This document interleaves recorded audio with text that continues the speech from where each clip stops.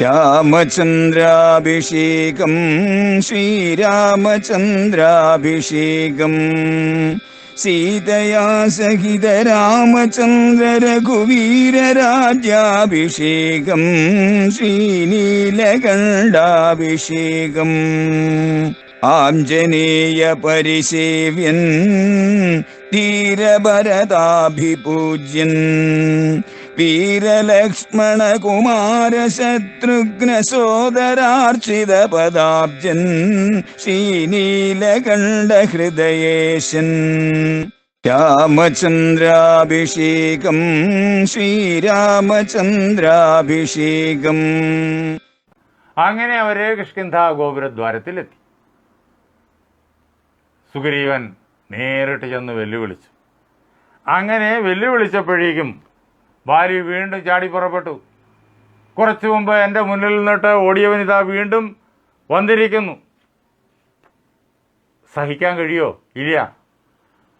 ബാലി ചാടി പുറപ്പെട്ടപ്പോഴേക്കും ബദ്ധവൈരം പുറപ്പെട്ട ഒരു നേരത്ത് ആര് വന്നു? ബാലിയെ തടയാൻ താര വന്നു. ഭർത്തുരഗ്രേ ചെന്ന ബദ്ധാശ്രനേത്രയായി മധ്യേതടുത്ത് ചൊല്ലിയിടിനാൾ താരയും കണ്ണുനീരൊഴുക്കിക്കൊണ്ട്. ആ ബാലിയെ തടഞ്ഞുകൊണ്ട് താര പറഞ്ഞു, അങ്ങ് യുദ്ധത്തിന് പുറപ്പെടരുത്. അങ്ങ് അനുജനോടുള്ളതാ ഈ ക്രോധത്തെ കളയണം. അനുജനോട് അങ്ങ് പ്രവർത്തിച്ചത് വലിയ തെറ്റായിപ്പോയി. അങ്ങ് അവനോട് സ്നേഹം ചൊരിയണം. അവൻ ഒരിക്കലും അങ്ങയോട് അപരാധം കാണിച്ചിട്ടില്ല. അന്ന് എല്ലാവരും അങ്ങയോട് പറഞ്ഞതല്ലേ, അങ്ങത് കേട്ടില്ല ക്രോധത്താൽ. അങ്ങ് ഇനിയെങ്കിലും ക്ഷമിച്ചിട്ട് അനിയനെന്നുള്ള നിലയിൽ സുഗ്രീവനെ ഇവിടേക്ക് മടക്കിക്കൊണ്ടുവന്ന് ഉചിതമായിട്ട് സുഗ്രീവനെ അങ്ങ് സംരക്ഷിക്കണം, പണ്ടെന്ന പോലെ, വളരെ പണ്ടെന്ന പോലെ. എന്ന് മാത്രമല്ല, അംഗദൻ ഇന്ന് ഒരു കാര്യം വന്ന് എന്നോട് പറഞ്ഞു. കാടുകളിലൊക്കെ സഞ്ചരിക്കുന്ന വാനരന്മാർ കണ്ട ഒരു കാര്യം അവർ വന്ന് അംഗദനോട് പറഞ്ഞതാണ്. അങ്ങ് അയോധ്യയിൽ നിന്ന് 2 രാജകുമാരന്മാർ, ദശരഥൻ്റെ മക്കളാണ്, രാമനും ലക്ഷ്മണനും കാട്ടിൽ വന്നിട്ടുണ്ട്. അവർ സുഗ്രീവനുമായി സഖ്യം ചെയ്തിട്ടുണ്ട്. അവരുടെ ബലത്തിലാണ് സുഗ്രീവൻ യുദ്ധത്തിന് വരുന്നത് എന്ന്. അതിനാൽ അങ്ങ് സുഗ്രീവനോട് യുദ്ധത്തിന് പുറപ്പെടരുത്. സുഗ്രീവനെ ബഹുമാനിക്കുക, സ്നേഹിക്കുക, എന്നിട്ട് സുഗ്രീവനുമായി ചങ്ങാത്തം സ്ഥാപിക്കുക. ബാലി പറഞ്ഞു, ഇല്ല, സുഗ്രീവനുമായിട്ട് യാതൊരു ചങ്ങാത്തവുമില്ല. രാമനും ലക്ഷ്മണനും സുഗ്രീവൻ്റെ സമീപത്ത് വന്നിട്ടുണ്ടെങ്കിൽ അവർ യഥാർത്ഥത്തിൽ എന്നോട് സ്നേഹമുള്ളവരാണ്. അവർക്ക് സുഗ്രീവനേക്കാളും എന്നെയാണ് ഇഷ്ടം. അവരെൻ്റെ അടുത്തേക്ക് വരും. അദ്ദേഹം ഭഗവാനാണ്, അദ്ദേഹത്തിന് പക്ഷഭേദമില്ല എന്നെല്ലാം പറഞ്ഞു. സുഗ്രീവനെ കൊണ്ടത് പ്രയോജനം രാമലക്ഷ്മണന്മാർക്ക് കിട്ടാൻ. എന്നെ കൊണ്ടാണ് രാമലക്ഷ്മണന്മാർക്ക് ഏറ്റവും വലിയ പ്രയോജനം ഉണ്ടാവുക. അതുകൊണ്ട് ഭയക്കരുത് എന്ന് പറഞ്ഞ് താരയുടെ ആ വാക്കുകൾ കേൾക്കാതെ അതിനെയെല്ലാം തള്ളിക്കളഞ്ഞ് ബാലി ചാടിപ്പുറപ്പെട്ടു. പല്ലും കടിച്ചലറിക്കൊണ്ട് ബാലിയും. നില്ലെന്നണഞ്ഞൊരു നേരം തഥാ മുഷ്ടികൾ കൊണ്ട് താടിച്ചത് ബാലിയെ രുഷ്ടനാം ബാലി സുഗ്രീവനെയും തഥാ. ഭയങ്കരമായ യുദ്ധം. നേരത്തെയുള്ള യുദ്ധം 2 വാക്കുകൾ കൊണ്ട് കഴിഞ്ഞു. ഇവിടെ അങ്ങനെയില്ല. 2 പേരും തമ്മിൽ നടന്നതായ ഭീകരമായ യുദ്ധം. എന്തേ? ബാലിക്ക് തുല്യ ബലവാനായിട്ട് അതേ തൻ്റെ ഇടത്തോടു കൂടിയിട്ട് സുഗ്രീവൻ പോരാടുകയാണ്. ഒന്നുകിൽ ജയിക്കും, അല്ലെങ്കിൽ മരിക്കും. ആ ഒരു ദൃഢനിശ്ചയത്തിൽ നിന്ന് സുഗ്രീവൻ പോരാടുകയാണ്. എഴുത്തച്ഛൻ പറഞ്ഞു, കാലനും കാലകാലൻ താനുമുള്ള പോർ ബാലി സുഗ്രീവ യുദ്ധത്തിന് ഒവ്വാദൃഢം. പണ്ട് കാലനും കാലകാലനും തമ്മിൽ, മഹാദേവനും തമ്മിൽ യുദ്ധം നടന്നു. ആ യുദ്ധം ഭയങ്കരമായ യുദ്ധമാണ്. അതുപോലും ഈ ബാലി സുഗ്രീവ യുദ്ധത്തിന് തുല്യമായി തീരുന്നില്ല. അതിനേക്കാളും ഭയങ്കരമായ യുദ്ധമാണിത്. 2 സമുദ്രങ്ങൾ തമ്മിൽ പൊരും പോലെ, 2 ശൈലങ്ങൾ തമ്മിൽ പൊരും പോലെയും. ഇങ്ങനെയാണ് അവരുടെ യുദ്ധം.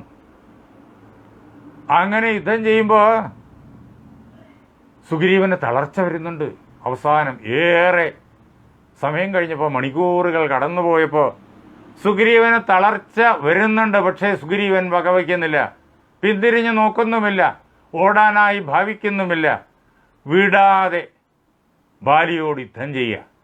സുഗ്രീവന് തളർച്ച ലേശം വന്നു തുടങ്ങിയപ്പോൾ ബാലിയുടെ ആക്രമണം കൂടുതൽ ശക്തമായിട്ട് സുഗ്രീവനിൽ പതിഞ്ഞു തുടങ്ങി. മറ്റത് സുഗ്രീവൻ ഒഴിയും, തട്ടിമാറ്റും, തടയും, എന്നിട്ട് കടന്ന് അങ്ങോട്ട് ആക്രമിക്കും. സുഗ്രീവന്റെ ആക്രമണത്തെ ചെറുക്കാൻ വേണ്ടിയിട്ട് ബാലി മുൻകരുതൽ എടുക്കേണ്ടി വരും. അതിനെ ഒഴിയുകയും തട്ടിമാറ്റുകയും ഒക്കെ ചെയ്യേണ്ടി വരും. പക്ഷേ ഇപ്പോൾ സുഗ്രീവന് ബലം കുറഞ്ഞപ്പോൾ പണ്ടത്തെ പോലെ, നേരത്തെ യുദ്ധത്തിൻ്റെ തുടക്കത്തിൽ എന്ന പോലെ ഒഴിയാൻ പറ്റുന്നില്ല. പലപ്പോഴും കൃത്യമായി ഒഴിയാൻ പറ്റുന്നില്ല, അല്ലെങ്കിൽ കൃത്യമായി തടയാൻ പറ്റുന്നില്ല. പലതും സുഗ്രീവന് കിട്ടുന്നുണ്ട്, ബാലിയുടെ പ്രയോഗങ്ങൾ. അങ്ങനെ സുഗ്രീവൻ തളർന്നു തുടങ്ങിയപ്പോൾ ബാലിയുടെ ആക്രമണം കൂടുതൽ കരുത്തോടെ സുഗ്രീവൻ്റെ പുറത്ത് വീണു. രാമന് മനസ്സിലായി, സുഗ്രീവൻ ഭയക്കുന്നില്ല, പിന്തിരിഞ്ഞു നോക്കുന്നില്ല, പിന്തിരിഞ്ഞോടുന്നില്ല. രാമൻ ഉറപ്പായി താൻ എന്താണോ ലക്ഷ്യമിട്ടത് അത് താൻ നടന്നിരിക്കുന്നു. ഭയം പൂർണ്ണമായും സുഗ്രീവനിൽ നിന്ന് അകന്നു കഴിഞ്ഞിരിക്കുന്നു. രാമൻ എന്ത് ചെയ്തു? കാരുണ്യം കലർന്നു വേഗേന വൈകുണ്ഠൻ ദശരഥനന്ദനൻ ബാലിതൻ വക്ഷപ്രദേശത്തെ ലക്ഷ്യമാക്കിക്കൊണ്ട് വൃക്ഷഷണ്ഡം മറഞ്ഞ ആശു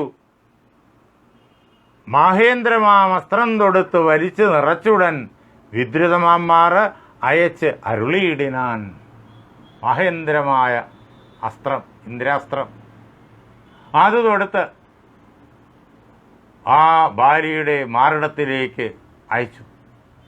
മരത്തിൻ്റെ പുറകിൽ മറഞ്ഞു നിന്നിട്ടാണ് അയച്ചത്. അത് ബാലിയുടെ മാറിൽ തന്നെ ചെന്ന് തറഞ്ഞു. ബാലി നിലത്ത് വീണു.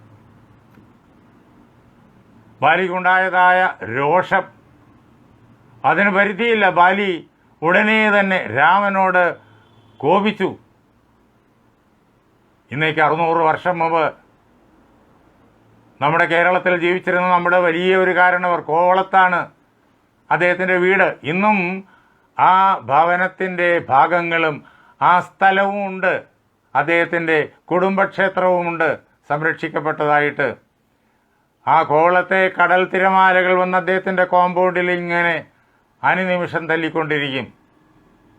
ആ കോവളത്തെ ബീച്ചിന് തൊട്ടടുത്താണ് അയ്യപ്പിള്ള ആശാൻ്റെ വീട്. 600 വർഷമായി. എൻ്റെ സാഹിത്യ ഗുരുനാഥനായ ഡോക്ടർ PK നാരായണപിള്ള അയ്യപ്പിള്ള ആശാൻ്റെ രാമകഥപ്പാട്ട് കണ്ടെടുത്തു. ഏറെക്കാലം പ്രചരിച്ചു കൊണ്ടിരുന്ന രാമകഥപ്പാട്ട് പിന്നീട് ഭാഷയ്ക്ക് മാറ്റം വന്നപ്പോഴേക്കും അതിൻ്റെ പ്രചാരം നഷ്ടപ്പെട്ടു പോയി. പിന്നെ ഇത് പാട്ടുപാടുന്ന സംഘങ്ങളില്ലാതായി. അങ്ങനെ ഈ പുസ്തകം എങ്ങുമില്ലാണ്ടായി. അതിനെക്കുറിച്ച് കേട്ടുകേൾവി മാത്രമായി.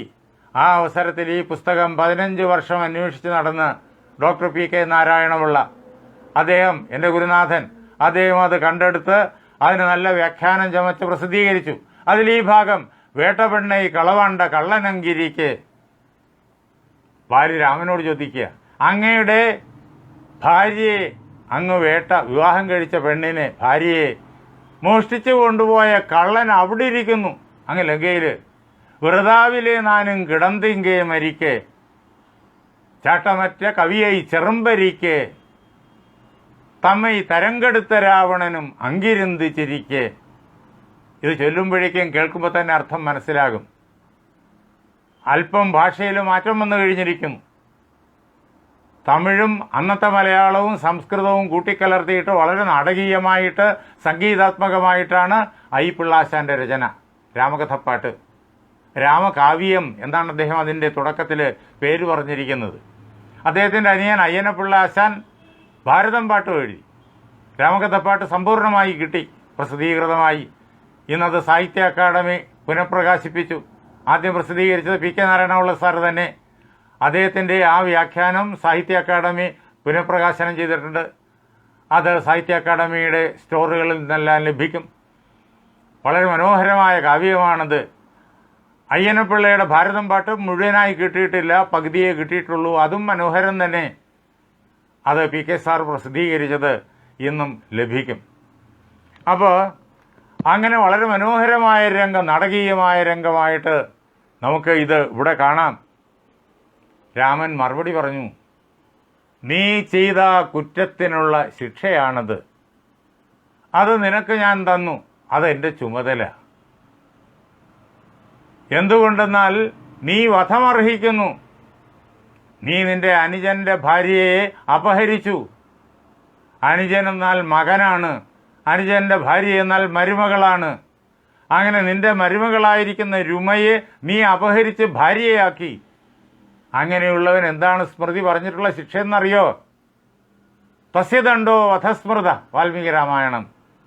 ഔരസീം ഭഗിനീം വാപി ഭാര്യാം വാപ്യ അനുജസ്യേയ പ്രചരേത നരക്കാമാത് തസ്യദണ്ഡോ വധസ്മൃത. തൻ്റെ സഹോദരിയായാലും അതേപോലെ തന്നെ തൻ്റെ പുത്രിയായാലും അനുജൻ്റെ ഭാര്യയെ ആയാലും ആരാണോ ഈ പ്രകാരത്തിൽ കളങ്കിതയാക്കുന്നത് അവനുള്ളതായ ദണ്ഡം വധമാണ് എന്ന് സ്മൃതിശാസ്ത്രത്തിൽ പറഞ്ഞിട്ടുണ്ട്. അതാണ് ഞാൻ നിർവഹിച്ചത്. ഇന്ന് ഈ ലോകത്തിൻ്റെ മുഴുവൻ അധിപൻ ആരെന്നറിയോ? ഭരതസ്തു മഹീപാലു. ഭരതനാണ് രാജാവ്. ഇക്ഷ്വാക്കളുടേതാണ് ഈ ഭൂമി, സമുദ്രപരെയുള്ള ഭൂമി. അതിൻ്റെ രാജാവ് ഭരതനാണ്. വയന്തു ആദേശവർത്തിനഹ. ആ ഭരതൻ്റെ രാജാവിൻ്റെ നിർദ്ദേശമനുസരിച്ചിട്ട് ധർമ്മം നടപ്പിലാക്കാൻ ഈ ലോകമെമ്പാടും സഞ്ചരിക്കുന്നവരാണ് ഞങ്ങൾ.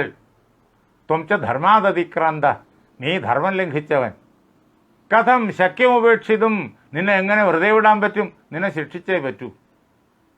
അതുകൊണ്ടാണ് നിന്നെ ഞാൻ ശിക്ഷിച്ചത് എന്ന കാര്യകാരണങ്ങളെല്ലാം അവിടെ പറഞ്ഞു കേൾപ്പിക്കാൻ രാമൻ.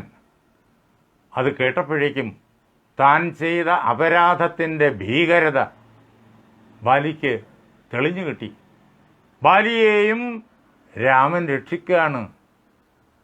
എന്താ? അധർമ്മത്തിൻ്റെ ഭീകരമായ മുഖം പ്രവർത്തിപ്പിച്ച ബാലി. അങ്ങനെ അധർമ്മം ചെയ്ത് തമസിലേക്ക് വീഴുന്ന ബാലി, ആ ബാലിയെ ആ വീഴ്ചയിൽ നിന്ന് തടഞ്ഞു നിർത്തി തിരിച്ച് മുകളിലേക്ക് രജോ ഗുണത്തിലേക്ക് കടത്തിവിടുകയാണ് രാമൻ. ബാലിയെ ഉപദേശിച്ചിട്ട് കാര്യമില്ല. അതിന് വേണമെങ്കിൽ ഉപദേശിച്ചാൽ പോരേ എന്ന് ചോദിക്കാം. താര ഉപദേശിച്ചല്ലോ. അന്ന് ബാലി ക്രോധിച്ചിട്ട് വന്ന് ഈ സുഗ്രീവനെ കൊല്ലാൻ തുടങ്ങുമ്പോൾ താര പറഞ്ഞു സുഗ്രീവൻ്റെ പക്ഷത്ത് തെറ്റില്ല എന്ന്. അതിൽ പരം വലിയ തെളിവ് വേറെന്ത് വേണം ബാലിക്ക്? മന്ത്രിമാരെല്ലാം പറഞ്ഞു, നാട്ടുകാരെല്ലാം പറഞ്ഞു, ഞങ്ങളാണ് സുഗ്രീവനെ നിർബന്ധിച്ച് രാജാവാക്കിയത് എന്ന്. ബാലി കേട്ടില്ല. ഉപദേശം കൊണ്ട് കേൾക്കുന്നയാളല്ല. രുമയെ അപഹരിക്കുമ്പോൾ താര നിശ്ചയമായിട്ടും ഉണ്ടാകും. താര നിശ്ചയമായിട്ടും തടഞ്ഞിട്ടുണ്ടാകും. കാരണം താരയുടെ ബാക്കി സന്ദർഭങ്ങളിലുള്ള വാക്കുകളും പ്രവൃത്തികളും എല്ലാം അങ്ങനെ തന്നെയാണ്. പക്ഷേ ആരുപദേശിച്ചാലും ബാലി കേൾക്കില്ല. ക്രോധമാണ് അയാളെ ഭരിക്കുന്നത്. ബാലിക്ക് വ്യക്തമായ ധാരണ വേണം, തന്നെക്കാളും കരുത്തുള്ള ആളുകൾ ഈ ഭൂമിയിലുണ്ട് എന്ന്. രാവണനെ തൻ്റെ വാലിൽ കെട്ടിയിട്ട് രാവണനെ വെള്ളം കുടിപ്പിച്ച പരാക്രമത്തിൻ്റെ ഉടമയാണ് താൻ എന്ന അഹങ്കാരം എപ്പോഴും ബാലിക്കുണ്ട്. അതിൻ്റെ മുന്നിൽ ഉപദേശം ഫലിക്കില്ല. അതിന് ഈ അഹങ്കാരത്തെ തകർക്കാൻ ശേഷിയുള്ള അമ്പ്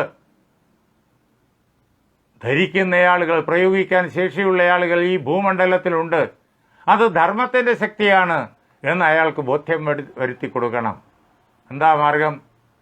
ആ അമ്പ് കൊണ്ടുള്ള പ്രഹരം കൊടുത്ത് ബാലിയുടെ ബലം നിസ്സാരമെന്ന് ബാലിക്ക് ബോധ്യം വരുത്തി നിലത്ത് വീഴിക്കുകയല്ലാതെ മാർഗമില്ല. അപ്പോഴേ വിവേകം വരൂ, ചിന്തിക്കാനുള്ള മനസ്സ് വരുള്ളൂ. അതുകൊണ്ട് രാമൻ അമ്പ് പ്രയോഗിച്ചു. ഇതുകൊണ്ടാണ് നിന്നെ ഞാൻ ശിക്ഷിച്ചത്. അത് ഫലിച്ചു. ബാലിക്ക് വിവേകമുണ്ടായി. ബാലി പറഞ്ഞു, ഭക്തിയാ നമസ്കൃത്യ വന്ദിച്ചു ചൊല്ലിനാൻ ഇഥം മമാപരാധം ക്ഷമിക്കണമേ. അല്ലയോ രാമ, എൻ്റെ അപരാധം നീ ക്ഷമിക്കണം എന്ന് പറഞ്ഞ് ഭക്തിയോടുകൂടിയിട്ട് ആ അമ്പേറ്റ് കിടക്കുന്ന ആ അവസ്ഥയിൽ കിടന്നുകൊണ്ട് രാമനെ നമസ്കരിച്ച് രാമനോട് പറഞ്ഞു, നാരായണൻ നിന്തിരുവടി. ബാലിക്ക് രാമൻ ആര് എന്നുള്ള വ്യക്തമായ ധാരണ അപ്പോൾ കൈവരികയാണ്. അങ്ങ് നാരായണൻ തന്നെയാണ്. ജാനകി താരിൽ മാതാവായ ലക്ഷ്മി ഭഗവതി, സീതാദേവി മഹാലക്ഷ്മിയാണ്. അങ്ങയോട് എനിക്കൊരു അഭ്യർത്ഥനയാണുള്ളത്. എനിക്ക് തുല്യ ബലവാനാണ് അംഗദൻ, എൻ്റെ പുത്രൻ. അംഗദനെ അങ്ങ് തന്നെ രക്ഷിച്ചു കൊള്ളണം, അങ്ങയെ ഏൽപ്പിക്കാൻ. അതേപോലെ എൻ്റെ അനുജനായ സുഗ്രീവനോട് എനിക്ക് യാതൊരു വിരോധവും ഇല്ല. അതൊക്കെ കഴിഞ്ഞു. സുഗ്രീവൻ എനിക്ക് അംഗദനെ പോലെയാണ്. സുഗ്രീവനെയും ഞാനിത് അങ്ങയുടെ കയ്യിൽ ഏൽപ്പിക്കുകയാണ്. സുഗ്രീവനെയും അങ്ങ് സംരക്ഷിച്ചു കൊള്ളണം. ഇതാണ് ബാലിക്ക് രാമനോട് അഭ്യർത്ഥിക്കുവാനുള്ളത്. വാൽമീകി രാമായണത്തിൽ ഒന്നുകൂടി കേൾക്കും.